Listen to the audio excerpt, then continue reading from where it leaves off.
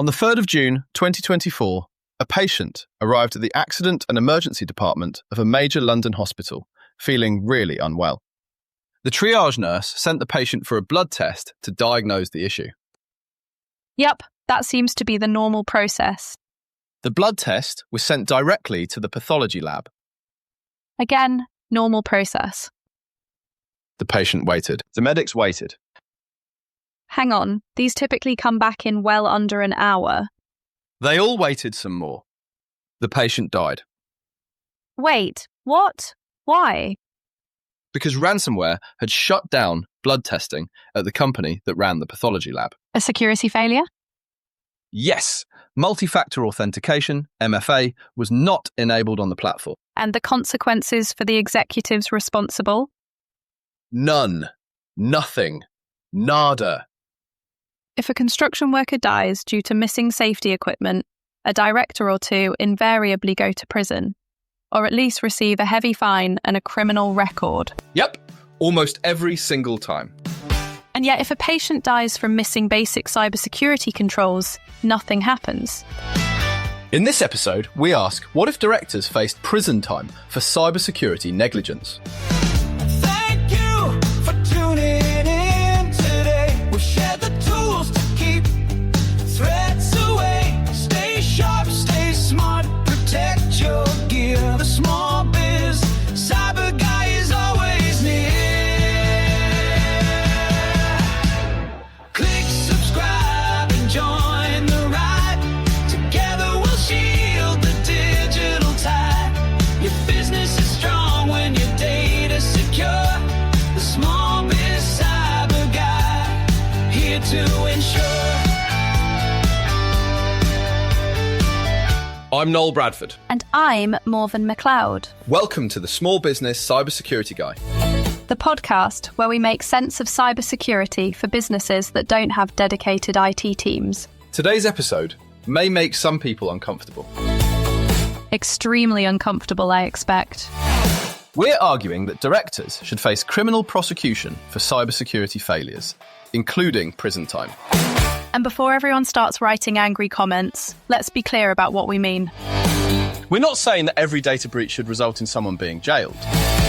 That would be insane. They would have to build more prisons to start with. We're talking about gross negligence, where directors know the risks, have the resources, and choose not to bother. Like that case we just mentioned.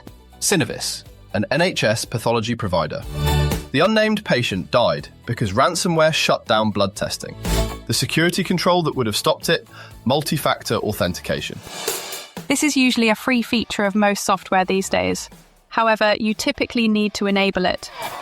Personally, I think it should be enabled by default, but that's for another time. Completely free. Built into Microsoft 365, Google Workspace, and everything else. So the decision not to have it isn't technical. It's the management choosing not to prioritize security. And when that choice kills someone, there should be consequences. Our small business listeners are probably thinking this doesn't apply to them. Here's the thing. If we establish that gross negligence causing serious harm is criminal, that principle applies whether you're tiny or massive. But with proportionate standards. Exactly. A village shop with 5 employees isn't held to the same standard as a FTSE 100 company. We'll get into how that works next week. Today is about establishing why the current system is broken. Because someone died and nobody's accountable. Let's talk about the full picture. We're talking about gross negligence, the really bad stuff, where directors know the risks, have the resources, and just choose not to bother. Like that Synovis case you just mentioned. Exactly. That's not sophisticated attackers with custom malware. That's criminals walking through an unlocked door. Mainly because, in most cases, MFA is free, right? Completely free. It's available in Microsoft 365, Google Workspace, and pretty much everywhere else. You turn it on. So the decision not to have it isn't technical. It's the management choosing not to prioritize security. Which is fine until it kills someone. Right, so Synovis. I've heard the name, but they don't really know what they do. They are a pathology provider for NHS hospitals across South East London. Think blood tests, tissue analysis, all the diagnostic stuff that tells doctors what's actually wrong with you. So pretty critical to healthcare. Foundation of modern medicine. can't diagnose cancer without pathology, can't match blood for transfusions, can't identify infections. It's all pathology. And on June 3rd last year, the Chilin ransomware group breaches their systems. These are Russian criminals, not state actors. Just ordinary cyber criminals running ransomware as a business. how'd they get in? It was our old friend missing multi-factor authentication. Security analysts confirmed after the fact MFA would have stopped this. So not zero-day exploits or sophisticated tradecraft. Nope. Standard attack methods against an organisation without basic protections. What happened once they were in? The scumbags encrypted everything. All the pathology systems, patient records, and test results. Then, they demanded a $50 million ransom. Blimey. Did they pay? No. Which is probably the right call. You don't negotiate with terrorists. But Chilin's response was particularly nasty. Go on. They published 400 gigabytes of patient data. But here's where it gets evil. They specifically weaponized the most sensitive information. What do you mean? They published the names of cancer patients alongside their diagnoses, as well as STI test results, with the patients' names. Private medical conditions were made public as leverage to pressure payment. That's actively malicious. They're using cancer patients as hostages. Exactly. And we're talking about 900,000 people affected. 900,000? Nearly 600 patient safety incidents were directly attributed to the attack. 2 cases of severe harm. That's long-term or permanent damage to health. And 1 death. Sadly, yes. 1 confirmed death. The patient died waiting for blood test results because the systems were down. Could you walk me through the operational impact? What actually happened in the hospitals? Well over 10,000 appointments had to be cancelled or postponed. A further 1,700 operations couldn't go ahead because they couldn't do pre-op testing. Good grief. Additionally, 1,100 cancer treatments were delayed. And here's where the ripple effects really show. Every hospital in London that does blood transfusions was affected, which, let's face it, is pretty much all of them. Because they couldn't match blood types. Exactly. You typically test the patient's blood and match it precisely with donor blood. With Synovis down, they had to use universal O-type blood for everything. Which is fine unless you run out. Which they nearly did. London hospitals came very close to limiting transfusions to only the most critical patients. NHS England had to put out urgent calls for O-type donations. So a breach at one outsourced pathology provider nearly caused a blood shortage across the entire capital. That's how interconnected healthcare is. And this wasn't over quickly. Many services were disrupted for months. What was the recovery process like? They had to rebuild everything from scratch. Synovis's company accounts, filed in January, show £33 million in direct costs. 33 million? Ouch. 5.6 million in extra pay costs, probably including emergency staff and overtime payments. 5.8 million in other operational costs. 6.3 million just rebuilding the IT infrastructure. And what would MFA cost to implement? It's already in the systems, so, nothing. Microsoft 365, Google Workspace. MFA is a built-in feature. You just enable it. Maybe spend a few hours training staff on how to use it. So we're talking maybe a few £1,000s in staff time at most. Generous estimate. Could argue it costs nothing, since it's already there. So the calculation is, spend 0 to a few £1,000s on MFA, or spend £33 million recovering from ransomware. Plus 1 death, 900,000 people with data compromised, 6 months of disruption, and nearly causing a blood shortage. That's not even a difficult cost-benefit analysis. Which is why the lack of accountability is so frustrating. This wasn't a sophisticated attack that bypassed world-class security. This was preventable negligence. So what happened to the leadership? Please tell me someone at least resigned. So Synovis CEO Mark Dollar issued a statement, said they were deeply saddened and their hearts go out to the family. And that's it. That's it. So it seems at the time of recording, yes, no fines, no regulatory action, no prosecutions, no resignations. 14 months later, nothing. Someone died, and the only consequence is a sad statement. Welcome to cyber accountability in the UK. Because if this were workplace safety, completely different conversation. Let's talk about the HSE. Right, thought experiment. Forget Synovis is a pathology provider. Pretend it's a construction company. Okay. And instead of missing MFA, they didn't provide fall protection equipment. And the worker on site who was working at height had a fall and dies. Then the health and safety executive investigates. Immediately. Within days, sometimes even hours, inspectors are on site. They will shut down the site, examine the safety measures, review company policies, and interview both staff and management to assess the protections that were in place. And if they find that basic safety equipment is missing? Oh, that means criminal prosecution. The company faces unlimited fines. Individual directors who were responsible for health and safety are personally prosecuted. Prison time. Oh yeah, typically 12 to 18 months for gross negligence causing death. But it could be more for particularly bad cases. And this actually happens.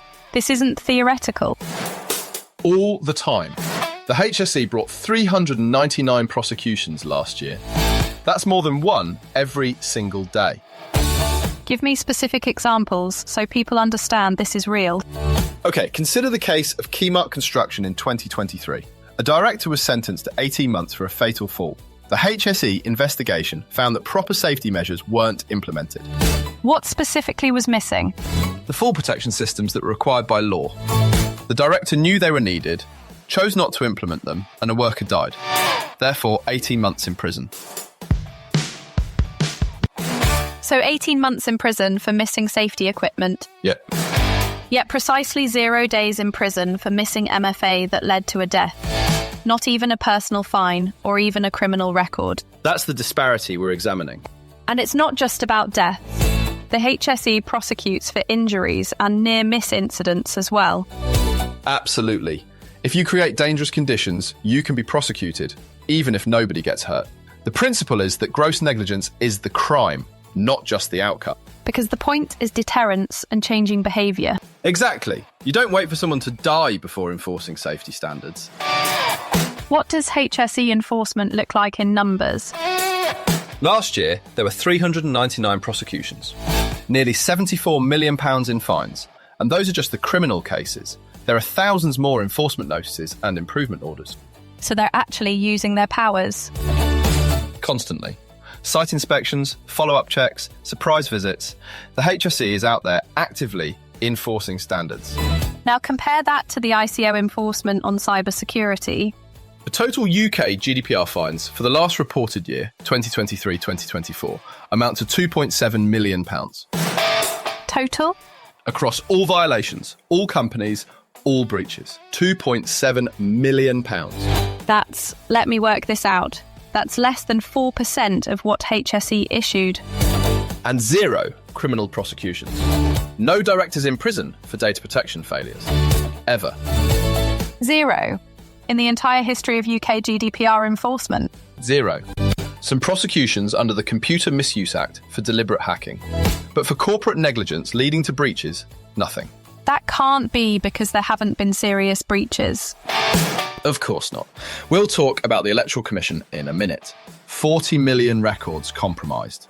British Airways, Marriott, loads of massive breaches. But no criminal accountability. The company gets fined. Directors keep their jobs, keep their bonuses, and move on to the next role when they feel like it. But don't directors already have duties under company law? Indeed they do.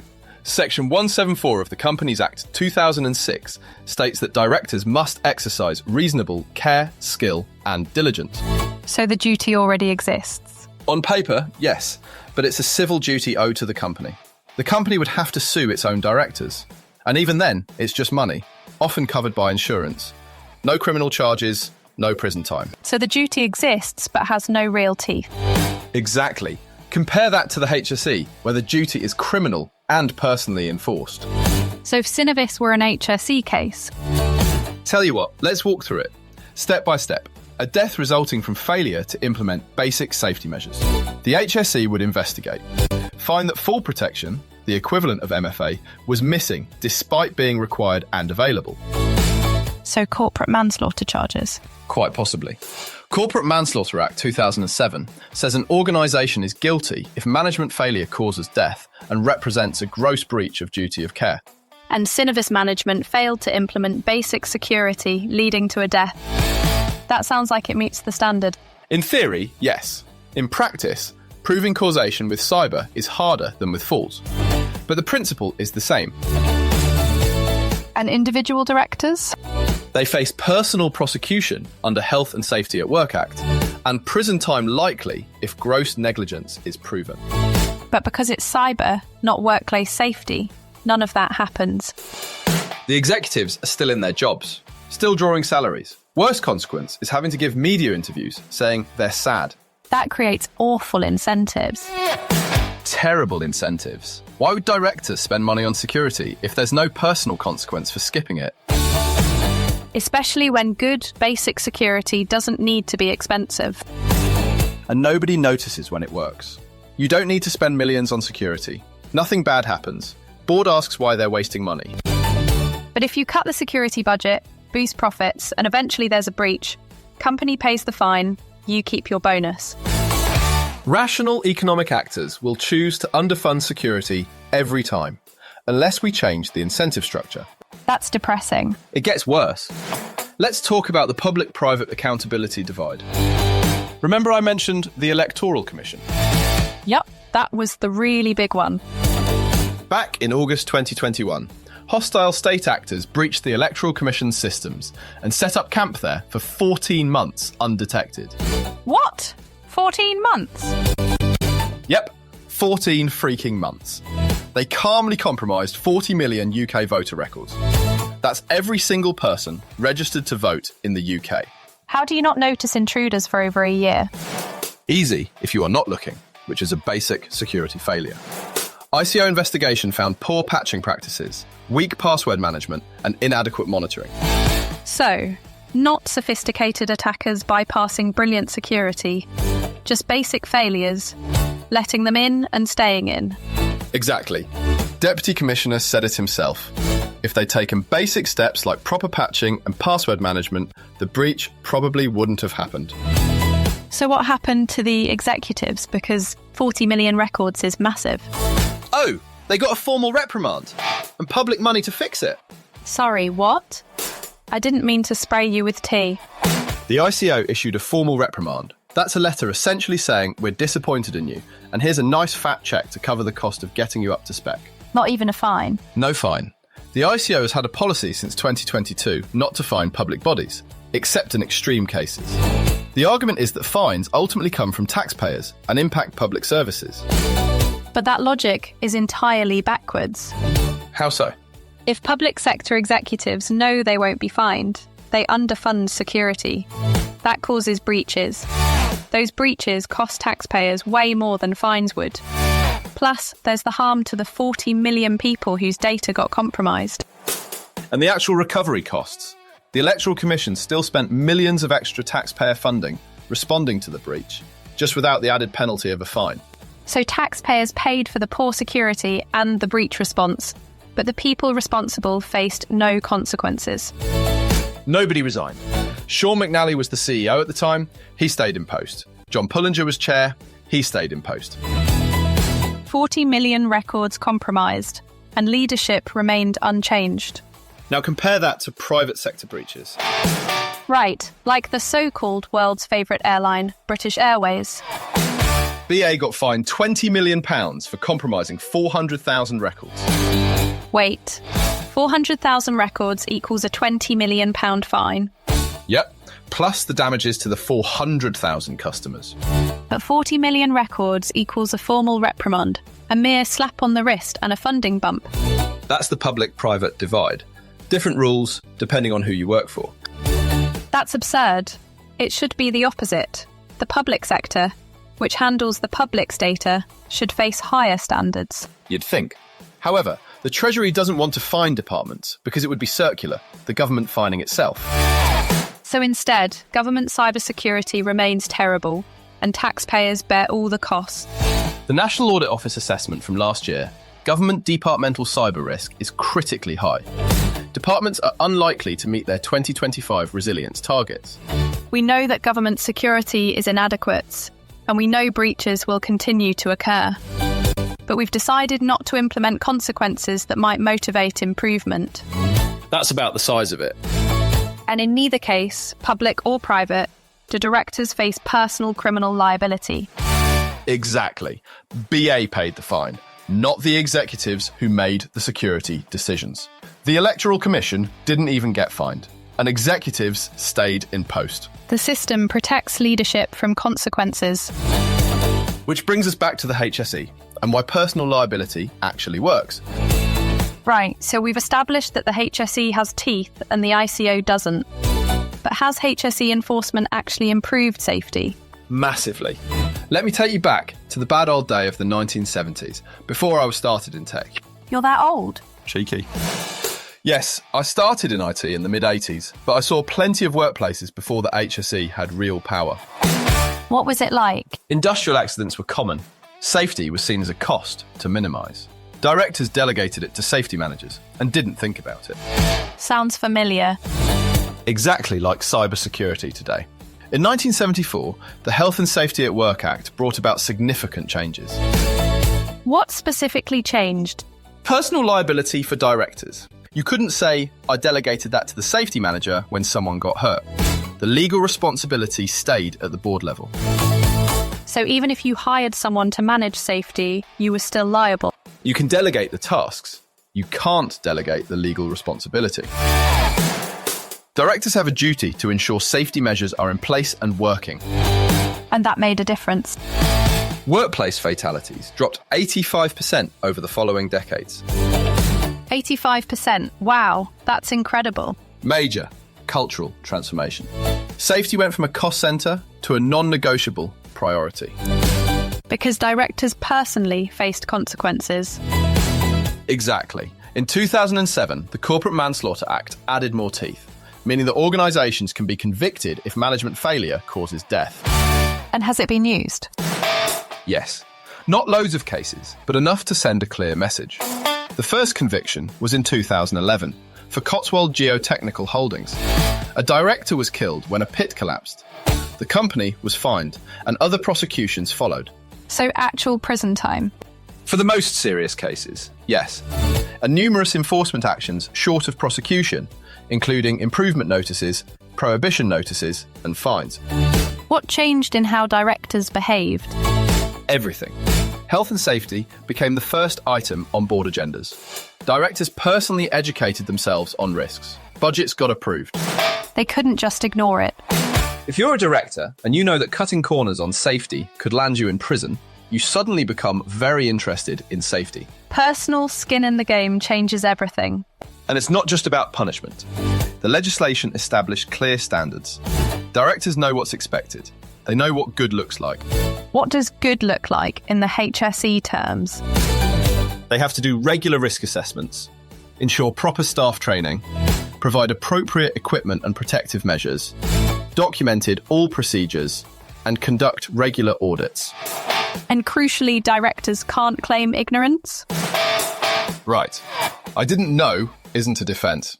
You're required to obtain appropriate expertise if you don't have it. So, you hire safety consultants, listen to safety managers, and actually implement their recommendations. And if you don't, and something goes wrong, you're personally liable. Just take a walk past any construction site and you will see numerous signs everywhere about hard hats, high visibility jackets, etc. I am no subject matter expert here, but I think even casual labourers are required to have certifications. And remember, this is not just construction, but all businesses. Even in my day job, the field team are required to conduct a health and safety risk assessment before they start work. That's what's missing in cyber. Completely. I've sat in board meetings where cybersecurity gets 5 minutes at the end, if there's time.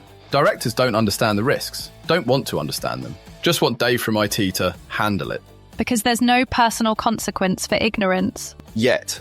If we had a Corporate Cyber Negligence Act with a similar structure to the Health and Safety at Work Act, you'd see behaviour change overnight. The first board meeting after that legislation passes, cybersecurity becomes the #1 agenda item. Directors would personally educate themselves, hire proper expertise, actually fund security properly. Because the alternative is potential prison time. The Health and Safety at Work Act, along with the work of the HSE, has demonstrated that this approach is practical. Cultural transformation, massive reduction in harm, and industries didn't collapse under the burden of regulation. Though I'm guessing there was resistance at the time. Oh, loads. Every argument we hear now against cyber accountability was heard then against the Health and Safety at Work Act. Let's tackle the objections, because they'll come up. Right, the first one. This would stifle innovation. That's always the first objection. Fear of prosecution would prevent digital transformation and stop businesses from adopting new technologies. Did the Health and Safety at Work Act stop innovation? No, we didn't stop building skyscrapers. We just built them with proper safety measures. Innovation continued, just safer innovation. And most cyber breaches aren't from innovative new technologies anyway. Exactly. They're from failing to implement basic controls on boring old systems. Missing MFA, unpatched vulnerabilities, weak passwords. So the stifle innovation argument is rubbish. Next objection. Small businesses would suffer. That's the one I worry about. I don't want to crush genuine small businesses that are doing their best. Nor do I. However, the Health and Safety at Work Act addressed this issue with proportionate standards. What does that mean in practice? A two-person firm isn't held to the same standards as a major company. Resources matter, size matters. HSE's enforcement is proportionate. So an independent village shop with 5 employees wouldn't face the same liability as, Tesco. Exactly. And the standard is reasonably practicable. What's reasonable given your size, resources, and the risks? Could that work for cyber? Absolutely. Small businesses implementing free MFA, doing regular updates, basic staff training, they're covered. Large organisations with millions in revenue and no MFA, they're in trouble. Makes sense. Next objection? Cyber is too complex for criminal law. Right. How can we criminally prosecute something so technical?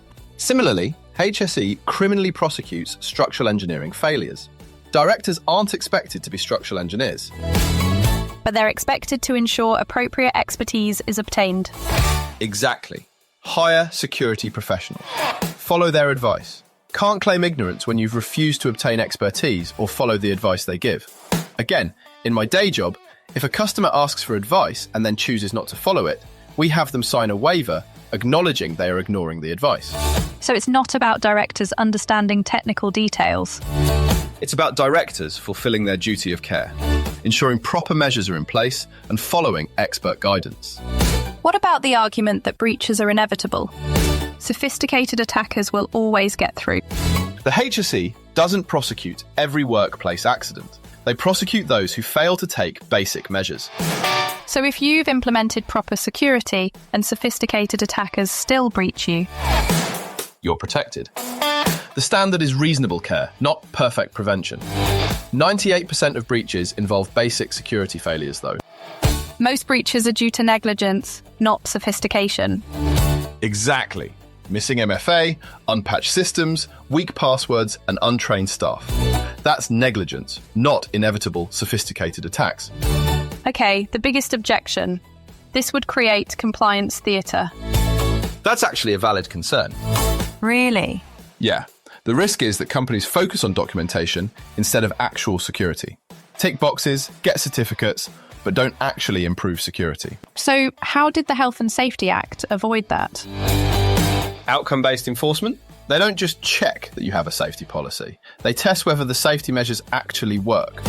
An inspector physically checks the scaffolding rather than just reviewing paperwork. Exactly. Therefore, for cyber, the ICO would require technical capabilities. Hire actual security engineers, not just lawyers. Do surprise security assessments and penetration testing. Your documentation says you have MFA. Prove it. Let's try to log in. If I can get in with just a password, you've failed. So the key is technical verification, not just paperwork. That's how you prevent compliance theatre. Focus on outcomes, not process. Would the ICO need more funding for that? Definitely. You can't do technical security assessments with just lawyers and policy people. You need engineers, penetration testers, and security experts.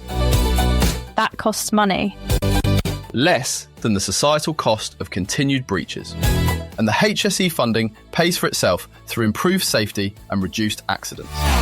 Right, so we've established that the current system is broken, the HSE has proven that accountability works, and objections are addressable.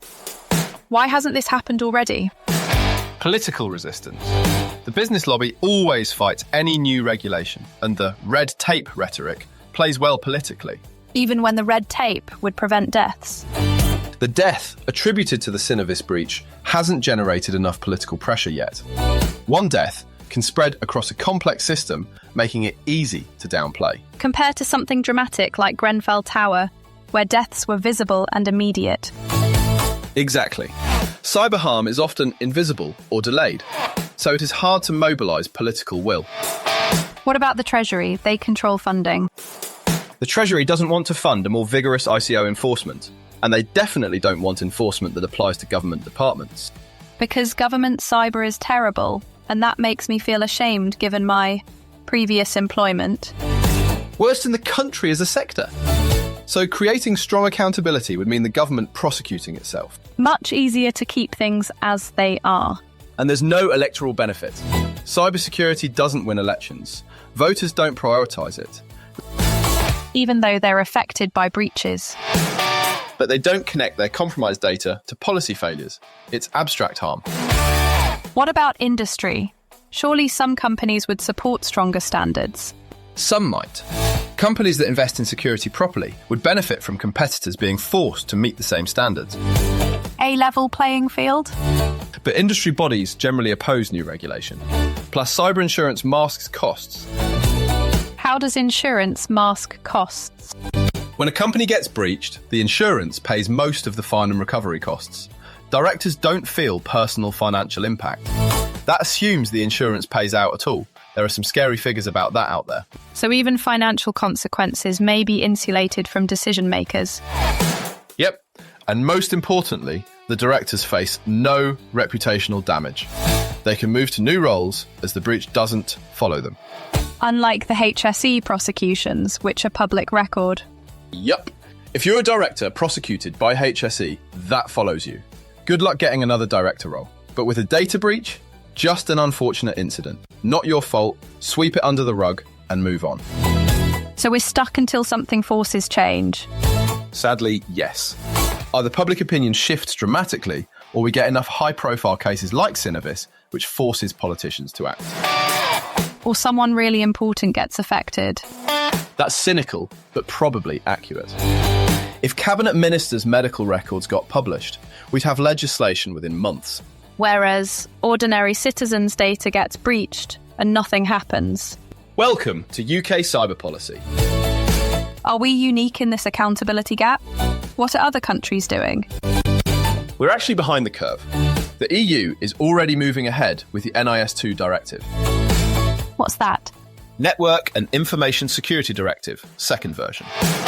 Implemented in the last year across EU member states. What does it do? Creates personal liability for management in critical sectors. Directors can be held personally liable for cybersecurity failures. So the EU is doing what we're proposing. 18 of the member states have implemented provisions for director liability. And criminal sanctions are possible, though they vary by country. How's it working? It's the early days, but the initial signs are positive. Companies are taking security more seriously. It seems board-level attention is increasing. What about outside Europe? Singapore's interesting. Their data protection law allows personal liability for officers. Do they actually enforce it? Yeah, and they've seen significant improvements. Breach rates dropped significantly after they started holding directors accountable. Any numbers to back that up? There was a 70% reduction in serious breaches between 2018 and 2023, with a cultural shift to proactive security. That's impressive. The US is also moving in this direction. The SEC now requires boards to have cybersecurity expertise. Directors can face personal liability for material misstatements about security. Therefore, there is an international precedent for the proposal we're making. Loads. We're not breaking new ground, we're playing catch-up. Why are we behind? Brexit probably didn't help. We opted out of new EU directives, and the UK traditionally takes a lighter touch regulatory approach. Light touch, meaning ineffective. In this case, yes. Right, let's bring this back to where we started. The patient walks into an LHS hospital, needing care, and dies because ransomware shut down blood testing. The breach occurred because MFA was not implemented. Free MFA, which is built into their existing systems and just needed to be turned on. And the executives responsible for that decision face zero consequences. No prosecution, no fine, not even a resignation, just statements expressing sadness. Meanwhile, if a construction worker dies because proper safety equipment wasn't provided, the director faces criminal charges and potential imprisonment. That's not theoretical. That's actual UK law operating differently for different types of harm. So here's our questions for listeners. Why is a life worth less when it's taken by ransomware instead of a fall from a height? Why is massive harm to 900,000 people not criminal when it results from conscious decisions to ignore basic security? Why do we have one regulatory framework with teeth that transformed workplace safety over 50 years and another that writes reports nobody reads? And for our small business listeners, before you panic about this applying to you, next week, we're designing exactly what proportionate accountability looks like.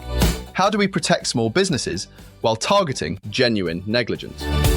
what would a Corporate Cyber Negligence Act actually say? What are the thresholds? What are the defences? How do we avoid compliance theatre? How can we ensure that this improvement actually enhances security, rather than just creating paperwork? Because if we're advocating for the criminal prosecution of directors, we need to think through every detail of how that would work. What constitutes gross negligence versus ordinary negligence? When is a breach preventable versus inevitable? How do international models work in practice? What can we learn from Singapore, from the EU, from US approaches? All that next week. But today's fundamental point stands. Someone died because of preventable cybersecurity negligence, and nobody faced any consequences. That's not a functioning accountability system. That's permission to fail. So, here are some quick action items for listeners right now.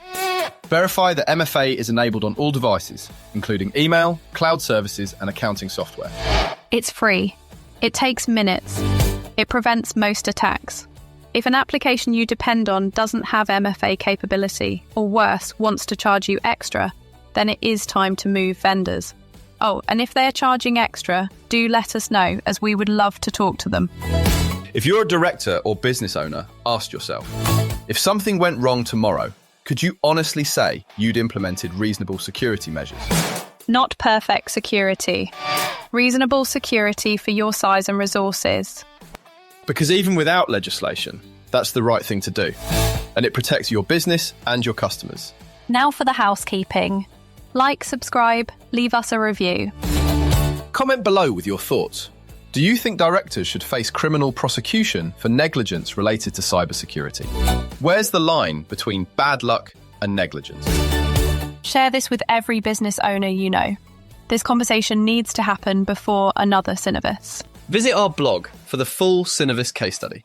We've got all the statistics, timeline, detailed policy analysis. And a comparison chart showing HSE versus ICO enforcement over the past decade. The numbers are shocking. Next week, we build the solution. What would effective cyber accountability actually look like? Until then, enable MFA everywhere. Do your updates. Train your staff. Not because you fear prosecution, because it's the right thing to do and it might save lives.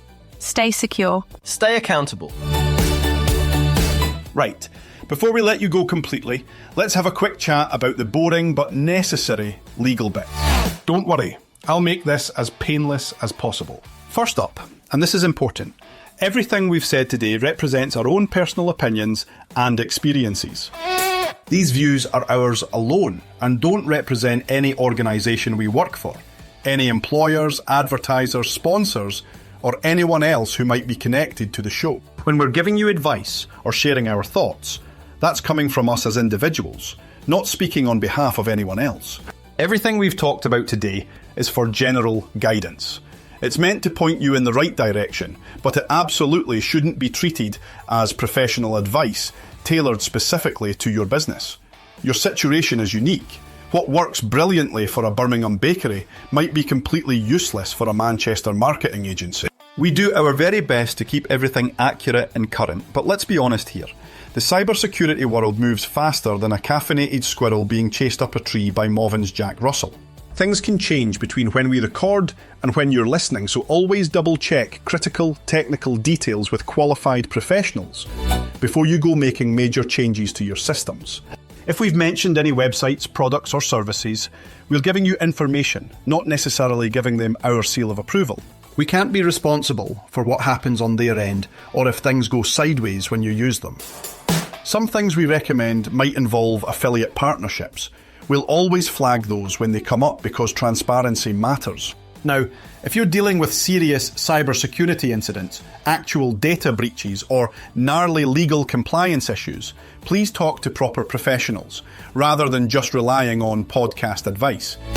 We're here to educate and help you understand the landscape, not to replace your security consultant, solicitor, or IT team. This has been a Small Business Cybersecurity Guy production. Copyright 2025, all rights reserved.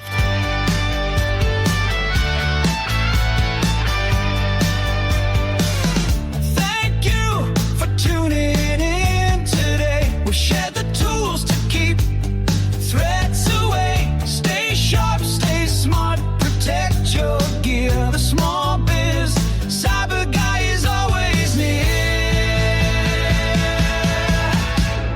Click subscribe and join the ride. Together we'll shield the digital tide.